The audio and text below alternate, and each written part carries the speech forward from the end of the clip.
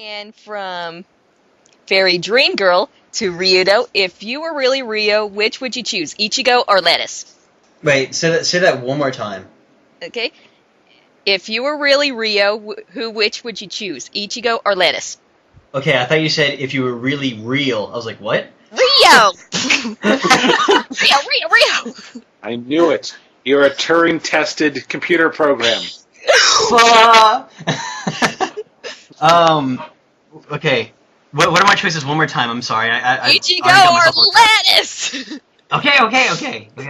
Jeez. I mean, doesn't he end up with, like, no one? I don't know. I He ends up with guess... I guess, like, because I'm biased, Lettuce.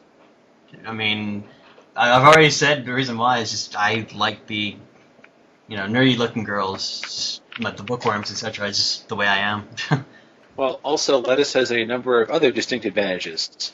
She isn't whiny and spazzy like Ichigo is. She has a nicer figure. She has a nicer face. Green hair. You could always spot her in a crowd. Oh, if she got lost, it'd be really easy to find. That's a good one. So who are you looking for? I'm looking for the girl with the green hair. Oh, okay. Yeah, that's pretty easy to pick out. Mm-hmm. From Septile Master to all of us, what did you think about the Mew Mew power dub? Can I go first? Yes. Yes. Okay. I have to say, and I think I said this in the other podcast, but I did not mind the dub as much as everyone else did. I was actually one of the ones who watched like the first 4 episodes when it first came out or something. But after that, I was like, whoa, screw waking up that early. But I mean, it wasn't that bad. I mean, sure, there was some things that could irk you, but I mean, it just really wasn't that bad. I mean, some of the edits were pretty bad. I will admit that some of the edits were kind of ridiculous, but the voice acting wasn't terrible. It could have been better, of course, but overall, 5 out of 10, 6 out of 10. Yeah, it wasn't terrible. Fair. I mean, yeah. I mean, it's kind of. If I can go next, I'd say Ryudo's score is pretty fair. I might put it at a 4 or something, but what really killed it for me, like I only tried to watch a couple episodes just to see what they were like, but I read summaries of a lot of the rest of them. The edits were frequently nonsensical. Mm-hmm.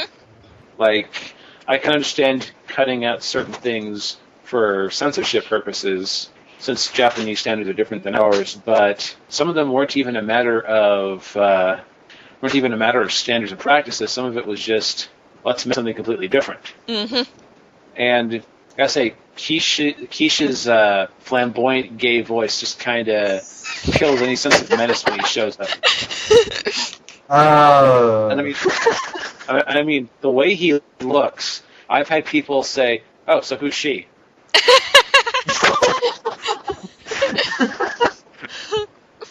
All that keeps him from being really ridiculous is any sort of masculine voice. So now he's a drag queen. Yes, pretty much. He dresses up like Doris Day on weekends and sings old show tunes. They also made Pie The British. tips are great. Oh yeah, I remember that. That's less random of a change to me, but British. he came from the Empire in Star Wars where everyone was British in space for no reason. Yeah. Well, So he has the most informed here. What do you think of it? as far as dubbing goes, I'd probably give it a 5 or 6, but I really didn't like how they made the 12th episode into the first. All it did was confuse people. Yeah. And when I put down that it was the first on my second account, people kept saying to me that it wasn't the first episode. Drove me nuts. Well, the poor folks were ignorant. And I think all the voice actors had good potential, but the direction was just all wrong. I really did like Sean Schimmel doing Rio's English voice. Really? Uh-huh. I actually thought it was the weirdest thing ever, but It's like he had the attitude down and all that, but the script was awful. I mean, they made him say hoodlums. yeah. Hoodlums. I might use that line like ironic. They made him call the aliens hoodlums. Oh, behave. And since they lost the rights, fans from both sides are mad because now it can never be finished and people want it done. So, but I have heard worse dubs, so. That is very Oh, true. yeah, like, what was this? This one that Spoonie did a while back called Flight of the Space Children or something like that. That is the worst dubber. But when it comes to Mew Mew, I've heard worse dubs than the English one, believe it or not. Oh, which one is worse?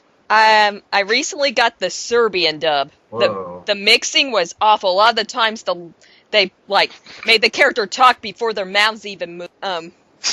They made Kish have the same voice actress as Zakuro. So when they were talking to each other in the same room, they sounded exactly alike. Whoa. More evidence for the Quiche is secretly a woman theory. Mm-hmm. Yes, that is very true. And it was just another one of those, like, there's some Mew Mew dubs I've heard, it's like they get pretty decent voices for the girls, but they don't care much about the guys. So their voices are just awful. Yeah, it reminds me of this thing I was watching on a Family Guy DVD. It had, like, Family Guy in different languages. Yeah, they got pretty voice actors. And then you get to the Arabic dub. And I can't comment on how good the voices were, because I don't remember. But what I remember is there was all this static in the background, and it's like, wow, the sound quality in this is terrible. Oh, wait, can I add something real quick? Yeah. The one thing I've always been wanting to say to almost everybody is I don't know why 4Kids actually took it, because in my opinion, Tokyo Mew Mew I don't think should ever be a anime for kids, but for teenagers, because of some of the content. I don't even know why 4Kids even reached for it, to be honest. I think someone else should have gone for it. It was a kid's show in the original, though, but... That's a little weird, though, because that seems like it'd be more standards. of a teenager. Yeah, different standards, I know. It's just... You know, the trouble is some people see cartoon and assume kids show. Like, I heard about this, the French dub of Fist of the North Star. They bought the rights for all the seasons before anyone saw an episode. Oh, wow. And here they were stuck with this thing that they had gotten ready to put onto TV as like a kid's Saturday morning cartoon thing or whatnot. Whoa. For those of you at home, Fist of the North Star involves a sort of Bruce Lee looking guy punching people until they explode. Yeah. I sort of put these two together because the answer is for the same reason. These are from Sailor Bunny Tiger and Mew Sumomo 1. Is that what was your inspiration for making Pudding a demon child? And what gave you the inspiration for Messiah's tree obsessions? And the answer to that is fan fiction. Wait, what? Fan fiction. Really? Because I've read a lot of bad fan fiction, and they always make Pudding out a subtype of brat when the story's not about her anyways. And there's a lot of Aoyama bashers out there, and they always make him out as some tree-hugging hippie before they kill him off anyways. Right. Which is why I have him killed off in practically every episode because of what the fan base does to him in fan fiction. The tree thing is probably from that one episode, like the 12th episode, which was turned into the first episode, where he talks to Ichigo under the tree, and the 4Kids dub made it all out like this I tree forget what it was, but it's just like they made the tree. This tree's special. Trees are unique. It understands me. It's like trees are unique and special, like people.